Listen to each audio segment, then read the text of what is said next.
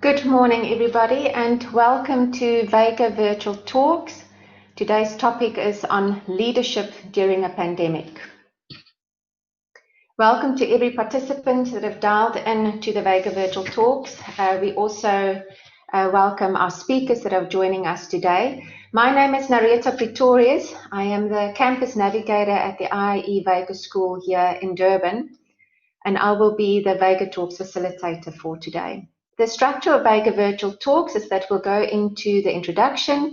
I'll then have the three speakers for today present. We will then go into a discussion. We will have predetermined questions that were submitted by the people that have RSVP'd. We've received a beautiful 70 questions from all the RSVPs, which we've then distilled into key themes and determined 3 questions that were asked during the Q&A. If time permits, we will also then allow for a few live questions that the participants will then be able to ask to our panel members. Unfortunately, Greg Day won't be able to join us today. Greg Day is our partner for Vega Virtual Talks. We conceptualized the idea about 2 years ago when Greg and I went for a cup of coffee. Good collaboration usually starts with a cup of coffee. He is the editor and journalist of KZN Invest, and he has a keen interest in cities, economic and social development, business, entrepreneurship and education.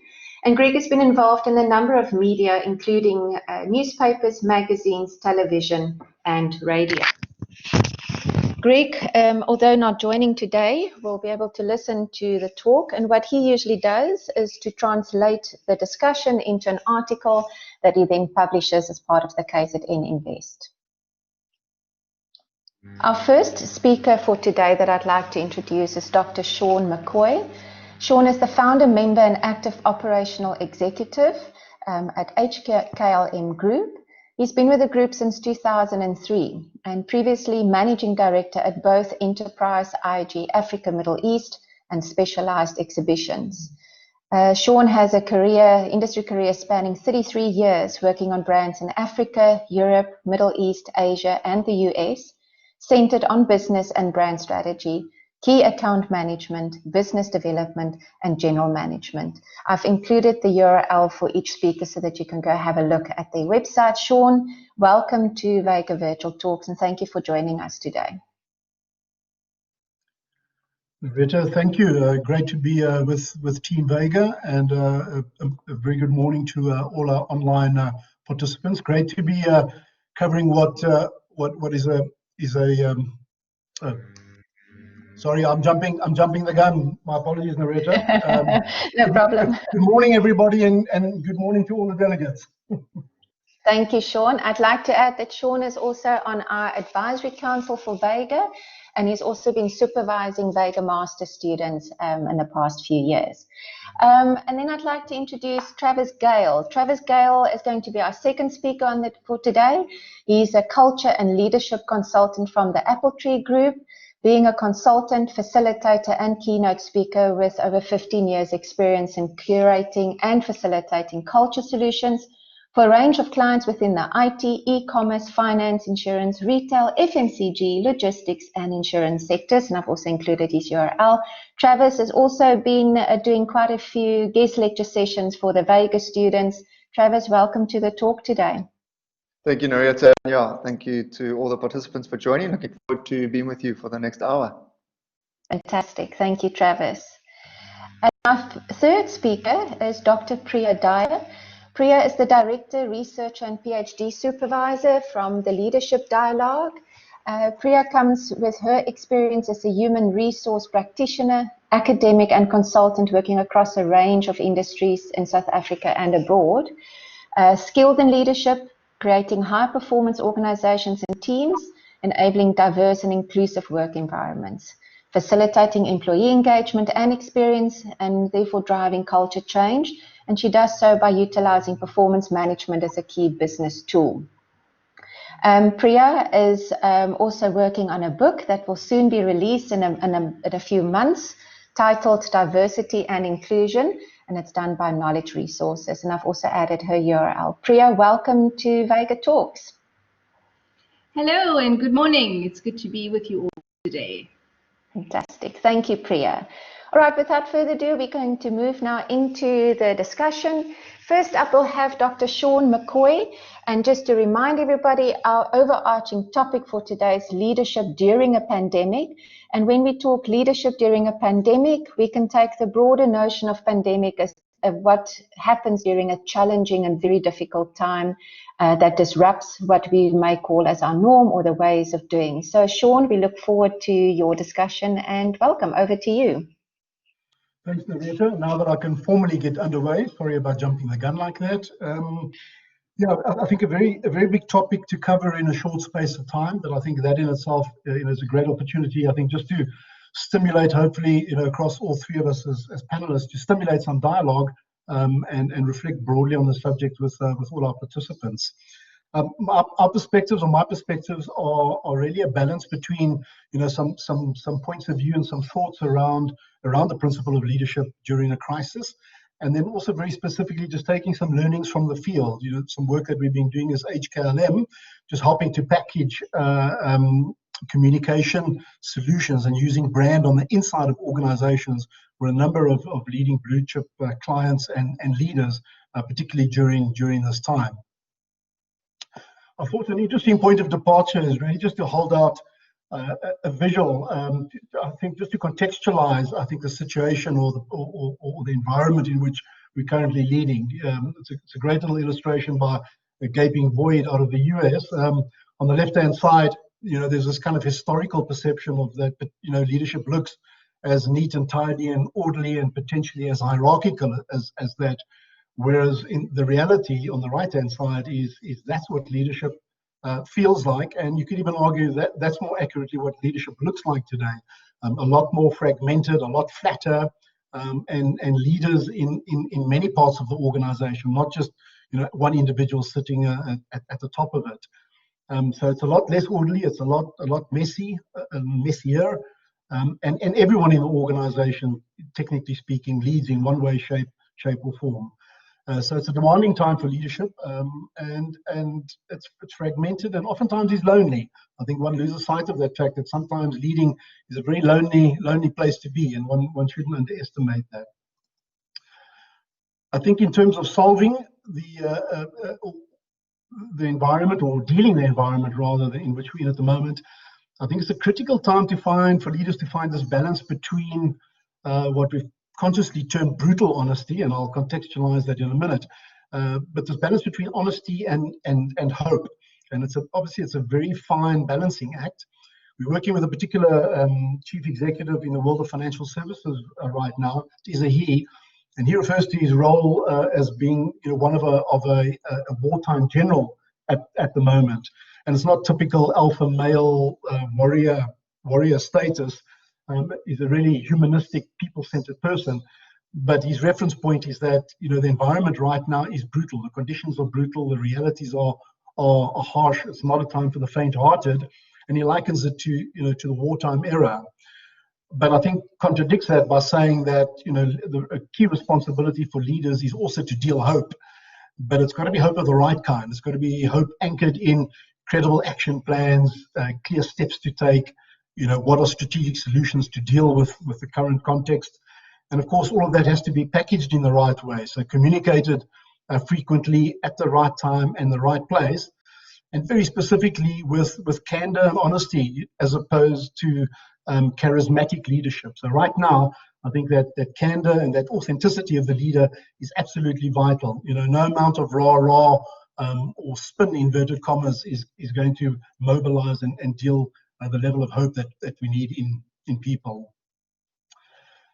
I think it's also a very critical time to in amongst all this ambiguity and uncertainty, to try and ensure a level of clarity, particularly around things like roles in the organization, as a means to circumvent some of the ambiguity and challenge that we're dealing with. So clarity of roles, for example, around my role pre-COVID, but then very specifically clarity around what are the discretionary roles or the changing roles. So as we try and kind of re-navigate this environment and find our new territory and the roles and expectations of people within that, to try and ensure that there's absolute clarity in those. It's also obviously a vital time for a clear sense of purpose. We've heard a lot about purpose, and I know it was one of the previous sessions led by Dr. Enslin from Vega. We've seen a lot of dialogue around purpose in recent years, almost as a more modernized expression of organizational mission. And a strong sense of purpose right now has an absolutely crucial role to play. It's arguably also a good time for leaders to test the validity of their statement of purpose. One's not in the habit of changing purpose like a campaign every year.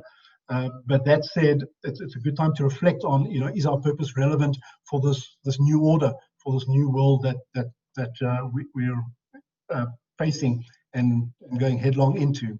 So purpose and clarity of role are vital at this point in time. I think it's also an interesting, it's difficult to say it's exciting because it's a daunting time, but I think it's an interesting time for leaders and organizations to experiment and to learn. I think the one thing that we know for certain is that we cannot continue to do what we've always done. So we have to embrace, I was always thinking about this notion of, the disruptors have been disrupted. That's the degree of change that we're facing right now. So as leaders and as organizations and institutions, we have to embrace this and look at experimenting and learning new ways of doing things. I think in the process, we can define and find new point-to-point navigation. So we're adjusting, we're improvising and redirecting all the time. And I think good leaders will recognize that mistakes will be made. There will be mistakes and failures, but that in that process, both individually and collectively, we learn forward and we pivot quickly where new tracks of our direction are required. So obviously lots of flexibility and adaptability required, both from leaders and the extended teams. It's also a time, I think, for divergent styles of leadership. I think there isn't really a one-dimensional approach to leading, and I think it's a perfect occasion for variations of leadership style, and in particular transformative leadership. And Priya will talk a little bit more about that a little later when she comes onto the panel. Moving on to the next point, I think is this idea of energy and emotion. Obviously, it's a very taxing time. It's a time that there's lots of anxiety. That's exhausting. Somebody said to me the other day, Zoom meeting after Zoom meeting is absolutely draining. So I think it's a critical time for leaders to keep a finger on the pulse of energy and emotion in not just in the organization. I think leaders have to start that with themselves. If the leader lags, the entire organization lags. So it's critical that leaders look at their own energy and emotion. And there's some simple things there, obviously things like diet, exercise, amount of sleep, amount of time we're taking for breaks, walks in nature, family, so forth and so on. But I think it's also time to check in with the team, to take their temperature, both literally and figuratively. How are they doing, how are they feeling, what do they need? And again, Travis will touch on this in a little more detail shortly. But there's this emotion and energy level as a mechanism to revitalize and ensure resilience as an organization is critical. And then just one added thought on this slide is it's also a good time, I think, to practice gratitude. I think in amongst the anxiety and the challenges, I think every moment we have to count our blessings, to celebrate each little victory and success. It's an opportune time to kind of reinforce those, because in spite of all these challenges, there are still victories and successes around us as people and as organizations. And so in a nutshell, and in some respects, I think this slide mimics the purpose conversation to an extent. But it's often been said that great leaders will create simplicity from complexity. And I guess the same holds true here, is how can leaders help distill and define meaning in amongst all this chaos? That's really the task for individual leaders and leadership teams, is how can we navigate this? Built to Last by Jim Collins was premised on longitudinal research over many years of organizations that survive the peaks and troughs of global shifts. And one of his key findings in that research is that there's certain things that you preserve in an organization, but everything else is up for grabs. And the two things that are emphasized is organizational values and purpose. So that's almost that North Star right now, is what are our values, what is our organizational purpose, but everything else needs to be reinvented and clarified to navigate the storm and these choppy waters, but to make sure that we remain on track to our ultimate destination. Moving towards concluding this short section from myself is, it's also an interesting time for leadership development. You know, if one thinks back to, again, it's using a wartime analogy, but Winston Churchill, you know, he was attributed this quote of never letting a good crisis go to waste. And as much as that's daunting, out of this will emerge solutions. Out of this, some of the strongest leaders will be born in this time of crisis. So as much as it is challenging, it is a time for, not for greatness, that sounds a bit dramatic, but it is a time for strong leaders to emerge, leaders that shape new direction, that develop decisive actions, and that ultimately overcome by driving with resilience and great resolve. And I think in conclusion, just a parting thought that I think applies to all of us, not just as leaders, but as people throughout an organization. It's a time of great vulnerability, and I think some humility and obviously a strong sense of people empathy go a long way. So as tough as it is, I think it's important to be nice. Everybody is just as scared as the leader might be, and we're ultimately in this together. I think that's it from me for now, Naritha.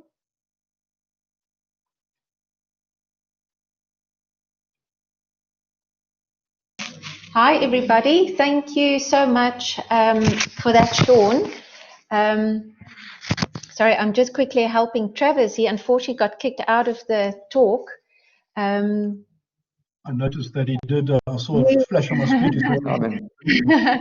I see Travis is busy connecting back again and is in now. Sean, thank you so very much for that section. What is interesting is that the questions that the participants submitted, assuming most of the participants are in some form of a leading role, quite a few of the things that you've mentioned is luckily also answering to the questions that people submitted. And some of the key themes that have come up were things like, you know, when you're in a difficult time, how do you remain motivated as a leader and in order to motivate your team? There was a lot of things asked around style and approach. You know, what is the most appropriate in a difficult and challenging time, especially if a challenging time is almost, you can't really comprehend the scale or scope of it or where it's going to end up. So that sense of uncertainty. And then also just when things are uncertain, is how do you create stability as a leader? So it's really good to see, Sean, from your presentation as well, how already we've answered to the curiosity that our leaders have out there. So thank you, Sean. I'm going to move into now Travis's section. Travis, I'm glad that you were able to connect again. So our next session with Travis. Great, thank you so much. Travis, sorry about over that. to you. Great, thank you. No problem. Yeah, I think just to encourage everyone for our start, you know, this season is a tough season, but it will pass. And in the midst of it, there will be a huge amount of redefining, and that redefining often feels very tough as we navigate through it. But I really appreciate Sean's comments, and I do agree there is a huge amount of opportunity in the midst of it as well. So I just want to share, I think, 4 key things. I really want to just talk into the idea of communication, the idea of pausing and listening and being present in our circumstances, and then really just the idea of leadership being such a critical component of where to from here, and then how that all affects this idea of culture. And so from a communication point of view, as a business, we do a lot of work in the space of shaping culture within organizations, and we've always looked at this definition, or these 2 different types of communications, transactional versus transformational. Transactional communication is really the communication you have on a day-to-day basis to get the job done. It's the predominant communication in organizations, where the transformational communication is the communication that we have that impacts culture. And so that's where empathy comes into play, where we talk about people, where we talk about the impact on our people and their well-being, and where we ask questions. And so I think really in the midst of a pandemic like this, it really is important to balance these two. Some organizations have moved very much into the transactional space and exited a bit of the transformational communication, and others have gone very much into that empathetic transformational space and neglected the transactional. But I think as citizens, we know that the communication that we've needed from our leadership is both empathizing with where we're at in our situations, but also clear direction and very clear indications around where we are right now and where we are going. And so to think around those two as you lead people is an important component. And there's just a couple of questions that I've left for you there. I think the second thing then, leading on from that, and you can't communicate enough. I think we've got to communicate as much as we can in this time. But leading on from that, it's important to take what I call a cathartic pause. We really have climbed a massive mountain over the last 90 odd days, and I think there is merit in just taking a pause every now and then and asking the question, how are we? I mean, we in terms of the leadership team, how am I as a person? Within a few of our clients, just asking some brutally honest questions. How did we go with living our values? Have any of our actions over the past period broken down trust between us? Have any of our actions as a leadership team broken down trust between us and our people? And it's been a huge amount of pressure, so we've got to give each other grace in that we might have done things or acted in certain ways that have been out of a reaction to that pressure. And it's a really great opportunity just to pause and go, how did we do? And is there anything that we perhaps need to address from the season that we've just led through and walked through that will help us set up where to from here? And within that, just like Sean said, there is a huge amount of learnings and also things to celebrate, given that there would have been a bunch of stuff that you really did well. And then in linking in with that, this cathartic pause, this pausing to listen and ask questions, you then have the opportunity to really explore the narrative in your organization. As Sean said, this pandemic will redefine culture. Already we've seen organizations shift the way that they do things around here. I'm a massive fan of necessary endings. It's one of my favorite topics. And it's this idea that in order for things to grow and to move forward, very often there has to be stuff that ends, and sometimes those endings are good activities and good traditions and good practices.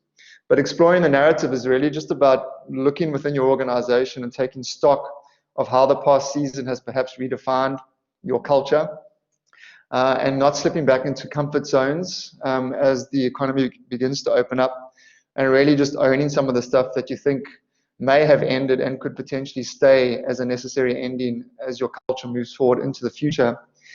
But within that, it's always so important just to make sure that your people feel safe physically and psychologically, and understand that everybody will have a different sense of security and safety when it comes to moving back to work and continuing working within the spaces that they do, no matter what their context is. But our cultures have been redefined, and when we explore that narrative, we almost document what our culture may look like going forward, which is what I'll wrap with just now as well. The big thing is that it really is the time to lead. I'm hitting next, not moving. There we are. So it is time to lead. Mental health is going to be a big deal. I shared with the panelists yesterday that after the 1920 Spanish flu pandemic, the demand for mental health resources went up by 700%. And so as leaders, old school leadership was leave your emotions at the door. Modern day leadership says that emotions play a role in performance. However, we've still got a lot or a long way to really bring leaders into a space where they are comfortable to engage with people's emotions. And just understanding mental health science is going to be an important part of leadership. All of us, when we get a sore throat or we have a physical symptom that points us towards being moving in a negative direction in terms of our physical health, we'll address it immediately.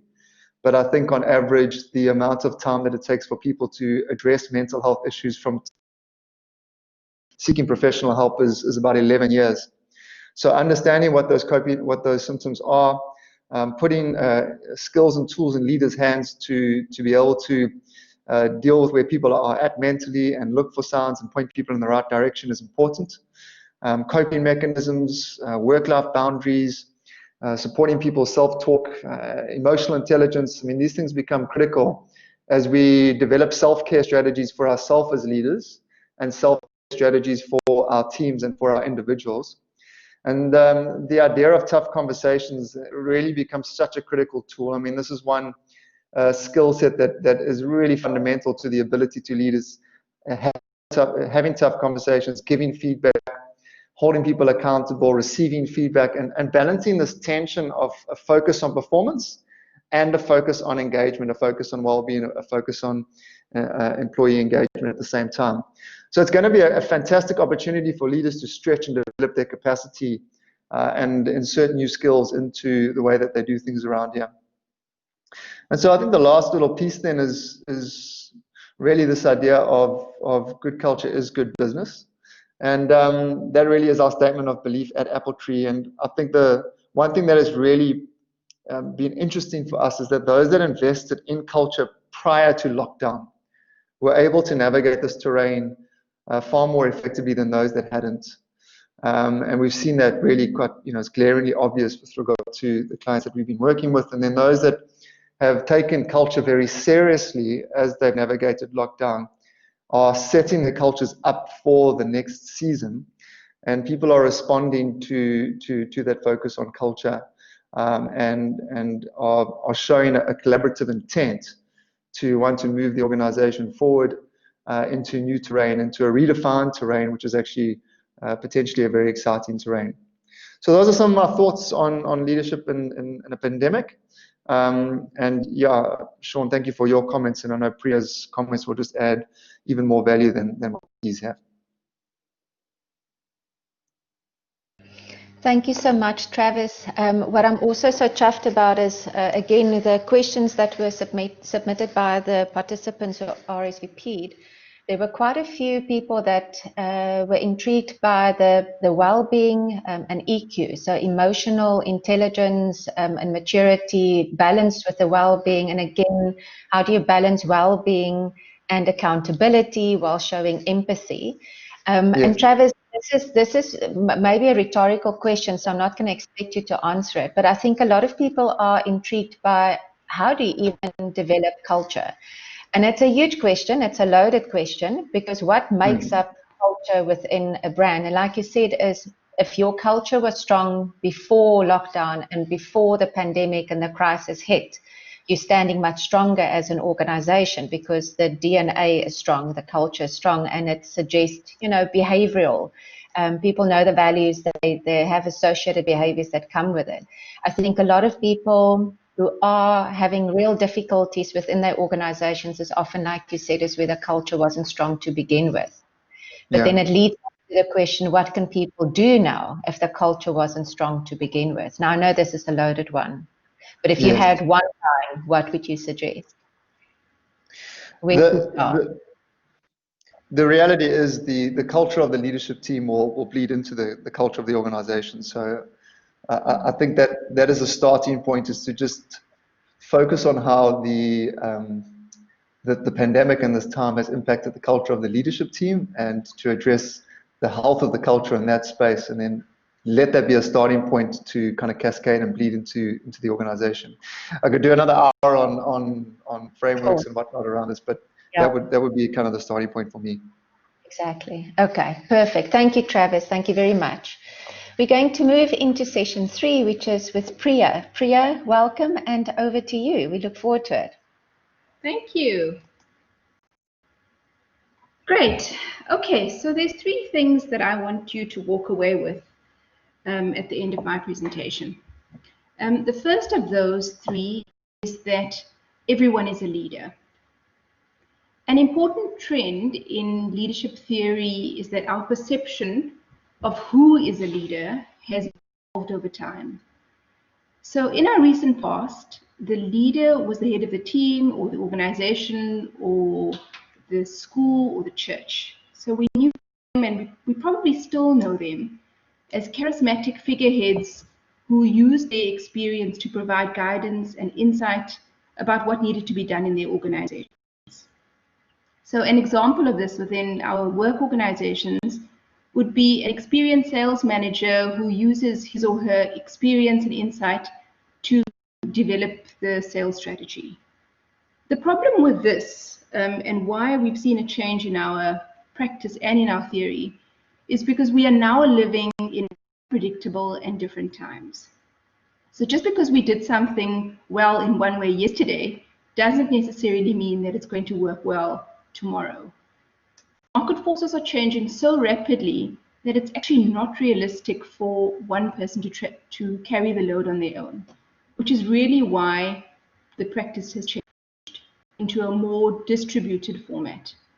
So as you can see here in this previous picture, the leader is the kingpin over here. And in the new, more emergent leadership theory models, we see models of distributed leadership.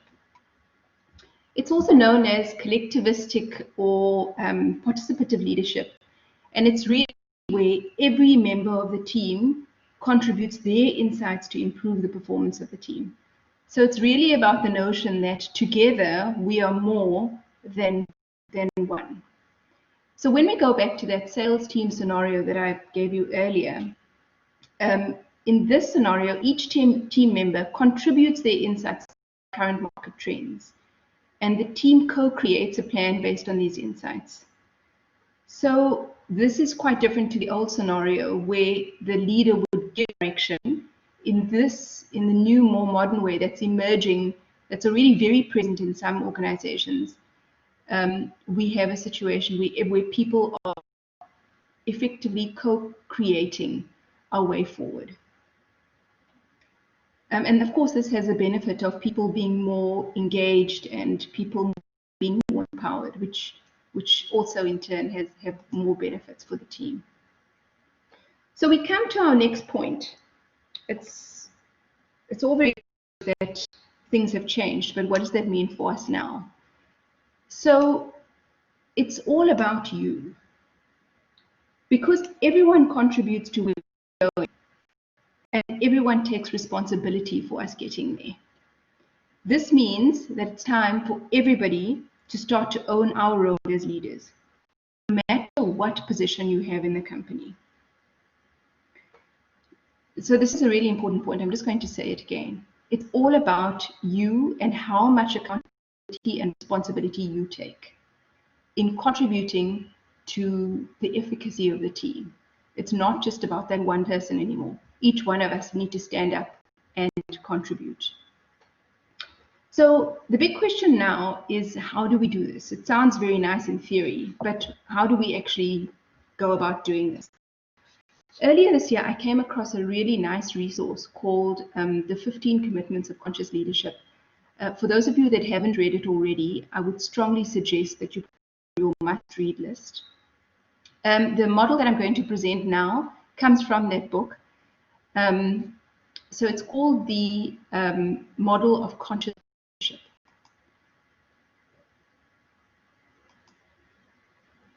Okay, so this model starts very simply at a line. I hope you can all see my little finger pointing to the line over here. So it's a little bit theoretical, so you might need to follow me closely by looking at the slide.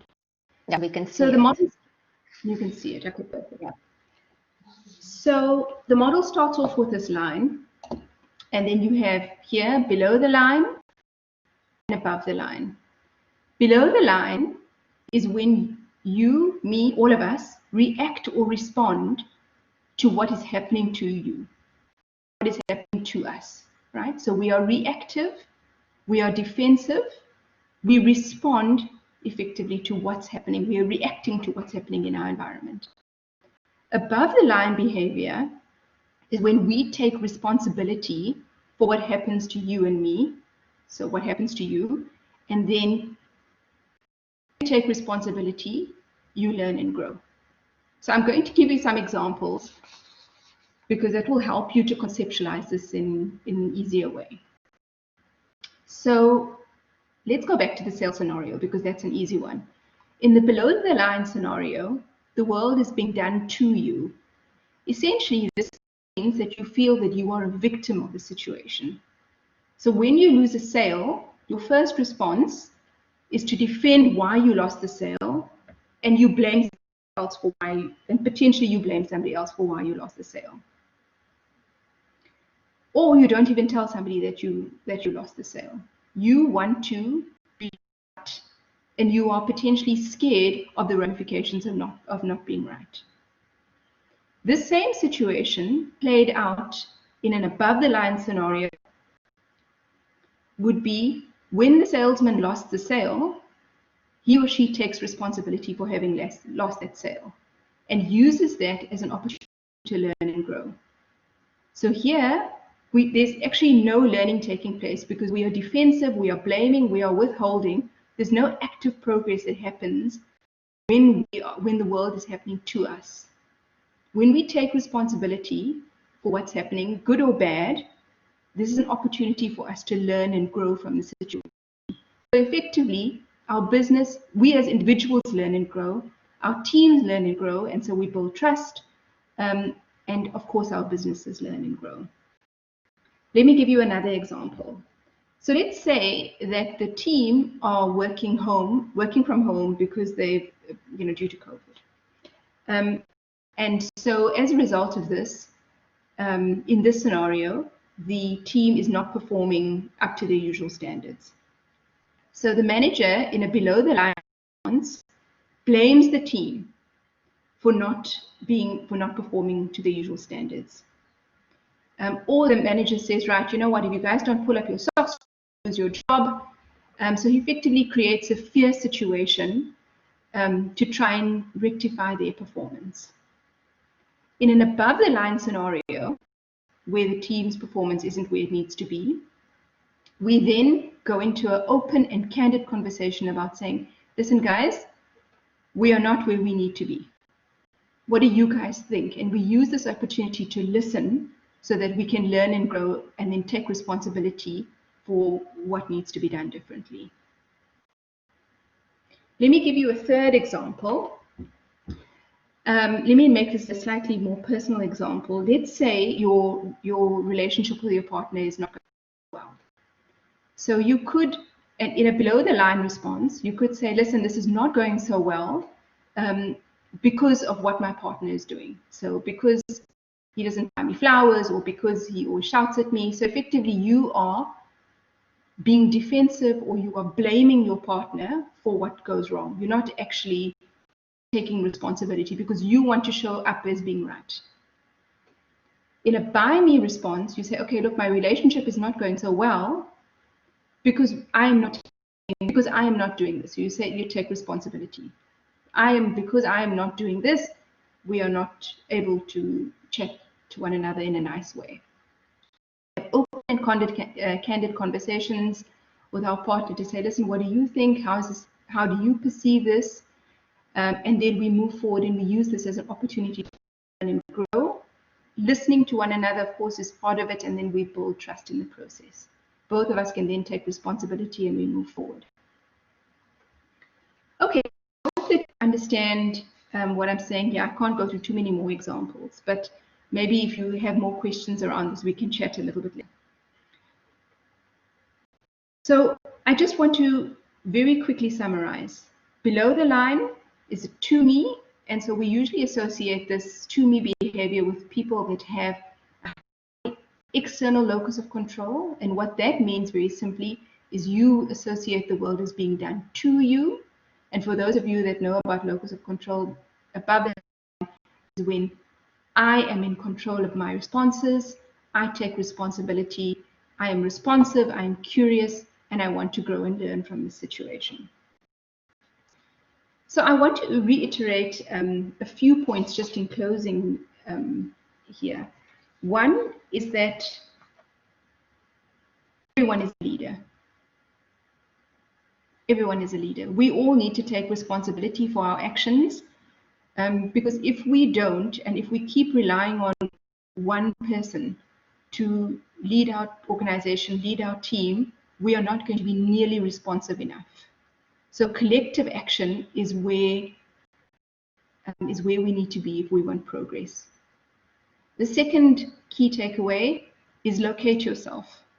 Now, on this situation, in this below the line scenario, I gave you 3 examples. In reality, there's zillions of them, because at any moment in time, we are playing multiple roles. You are both likely a spouse or a partner, maybe a mother or a father. You are a worker, you're an employer, you're a leader of your team. So we play many different roles. So in our on a day-to-day basis, there are so many different situations that are coming up, and it's not that if you suddenly show up in one situation with buy me, that you always buy me. Every situation is an opportunity to learn. So we could be coming up as defensive and manipulative potentially in one situation, but then in other situations we show responsibility and we're keen to learn and grow. This is not a situation where we want to blame you and say, okay, listen, you're more here and there. The benefit of this model is to help us to locate our own behavior, just to take a minute to pause, to think, where am I with this behavior? Is this behavior defensive? If it is, do I want it to be defensive? I don't want it to come across as that. How can I transform this behavior? And so on and so forth. And then the very last point here is that once you know where you are, if you don't take responsibility for that position, then you can't actually transform it. So taking responsibility, avoiding blame is absolutely essential at this point. Take responsibility, and we have to show curiosity so we can learn and grow from our situation. So thank you. I think I'm going to conclude there. We're going to go on to some questions now. Narisha, can I hand back to you? Yes, thank you, Priya. Priya, thank you so very much. Once again, with the questions that were submitted by the participants prior to the talk, there were quite a few questions from, and I would gather it's from people that are in leading or managing positions, were the questions around how do you get people to take accountability? And I think this model in itself answers that question beautifully to our participants. We are going to move now into the Q&A section. So what we've done is we took the 70 questions we've received prior to the talk. Again, thank you to everybody that have submitted those questions. I'm mindful of time. We've got about 20 minutes left. And we've distilled it into 3 questions we felt necessary to ask, knowing that the other questions were possibly answered by the presentations already. So I'm going to move into the 3 questions that we've asked. I'm going to pose the first question, and I'm going to ask Sean to respond to it. The first question is, leaders must make and communicate tough decisions to keep the brand and the business going, especially in the time that we are in now. How can leaders balance this tough decision making, with a sense of empathy while having to keep the vision clear? The likes of companies are dealing with retrenchments, budget cuts, and all sorts of other tough matters. Sean, how would you respond to that? Thanks, Narita. I think in some respects, it's come out of the some of the aspects of the discussion already. I think that it talks to that, I guess, in principle, that one slide that I held up about, brutal honesty and credible hope. I think I've also picked up on something that that Travis alluded to, this idea of that era of leave emotions at the door. That era is gone. So I think right now the critical test of leadership is to demonstrate that it's that transformative leadership style, is to demonstrate that human empathy, that orientation towards people.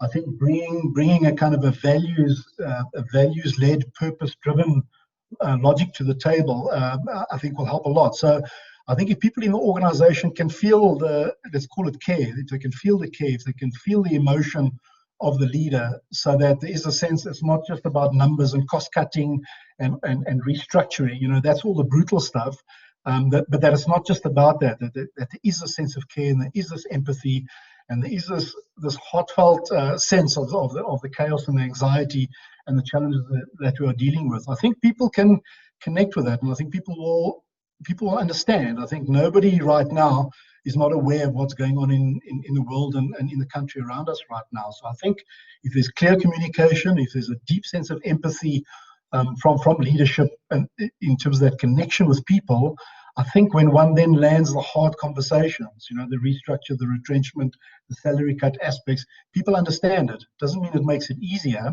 but I think the context is set for leaders to be able to have those bold and tough conversations, but with a degree of empathy.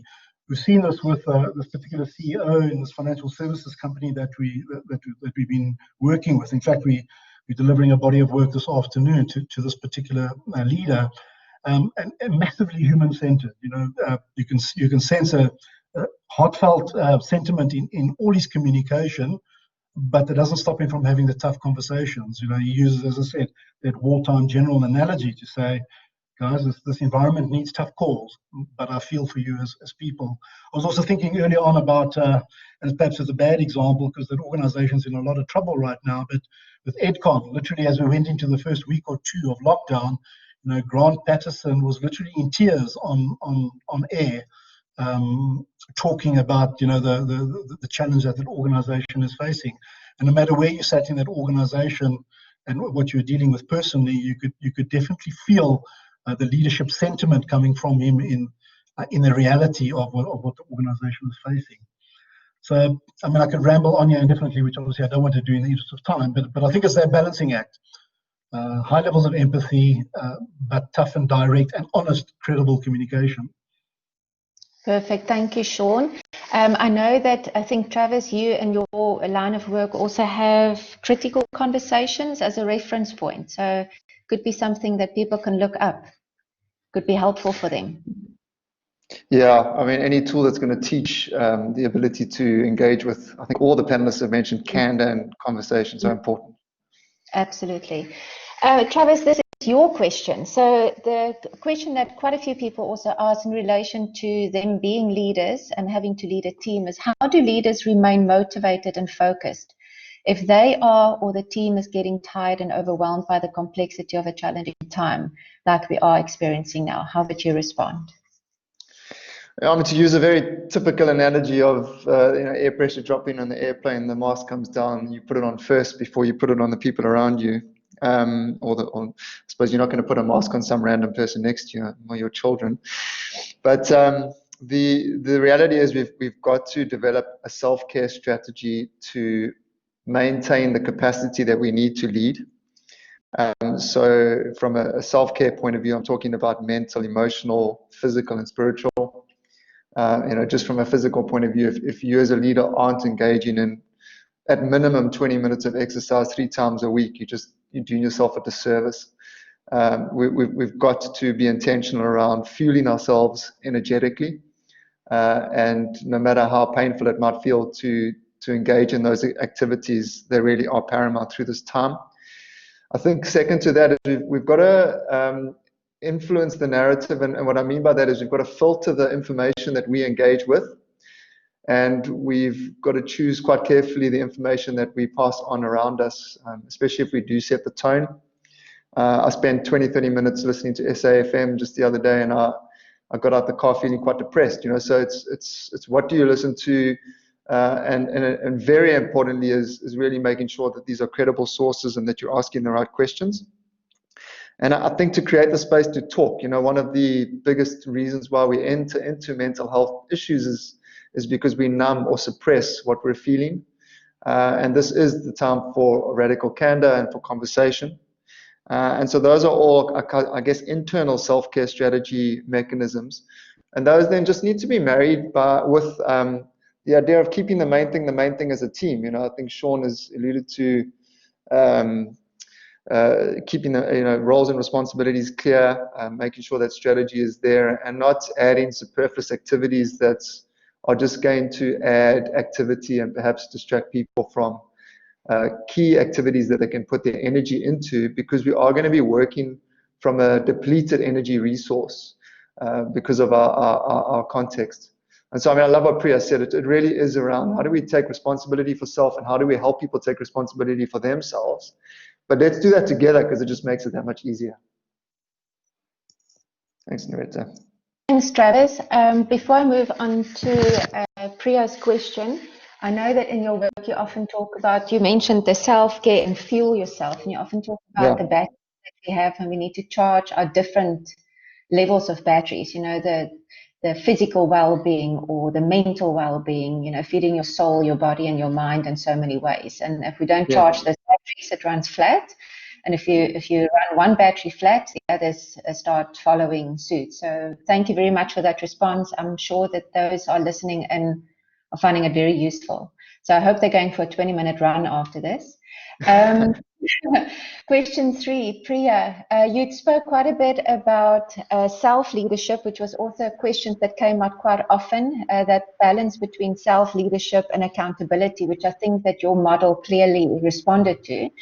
So the question that we stated for you was, what could be the simplest yet most effective change leaders can implement to better support their team? Over to you. I think I want to go back to, I'm going to quote Sean here when he said, start with yourself. When the leader lags, the organization lags. In fact, I'm quoting both Sean and Travis because they both said that. I agree with them more, that we have to start with ourselves. The second point that I want to raise is about listening. It isn't just about having a conversation. It's about, when I mean that somebody sits in front of you and they download, it means that we actually stop what we're doing and listen to them with attention. I think that one of the biggest problems is that, in fact, I was reading an article the other day about how multitasking is really bad for us. And I took that in with a bit of a gasp because I am the ultimate multitasker. And I think most people are. And we don't realize that when we try to do everything, we actually compromise our overall outcomes in all of them. So I think what Travis just said earlier is really important, is that be careful and be conscious of the commitments that you take on. So listening, clear direction is the next one that I want to raise. And this relates to knowing exactly where we're going. I think when we try to focus on too many things at the same time in terms of the direction that we're moving in, it becomes very confusing and dilutes our focus. So this is very important. And once we know what we're focusing on, we can then take responsibility for going ahead and actioning what we need to do. And then the last one is about open and candid conversations. So I mentioned all of these already. In fact, all three of us have now mentioned all of them. But these for me are the highlight points. Yeah, thank you so very much for that. I think it's been very helpful having all these key principles that came through in the talk. We do have a few minutes available where we can open for the participants who may want to ask a question. So if there's anybody as a participant who would like to ask a question, you can now raise your hand. There's a little icon at the bottom of your screen that shows a guy, a little money key with his hand up. If you click that button, I'm going to see on my side that you would like to ask a question. So if anybody would like to ask a question, please raise your hand, and then I would unmute you so that you can ask your question to the panel. Okay, let's see if anybody is going to pose a question for us. Let's see. I will give it a few seconds. Otherwise, I'll assume nobody would like to ask a question. Okay, so far nobody raised a hand.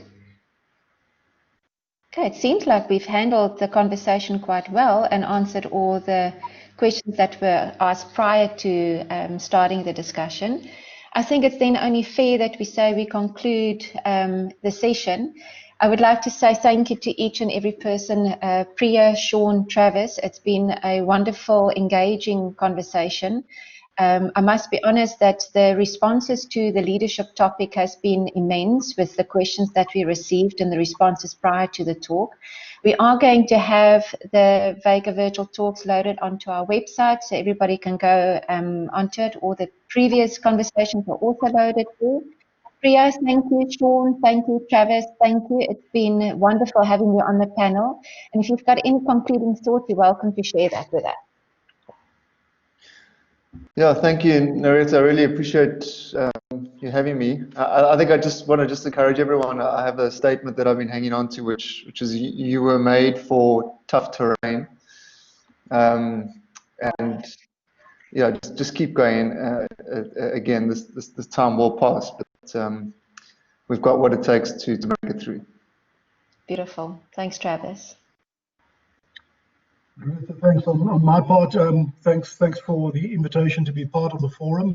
Thoroughly enjoyed it. It's been stimulating just to listen to the other panelists as well.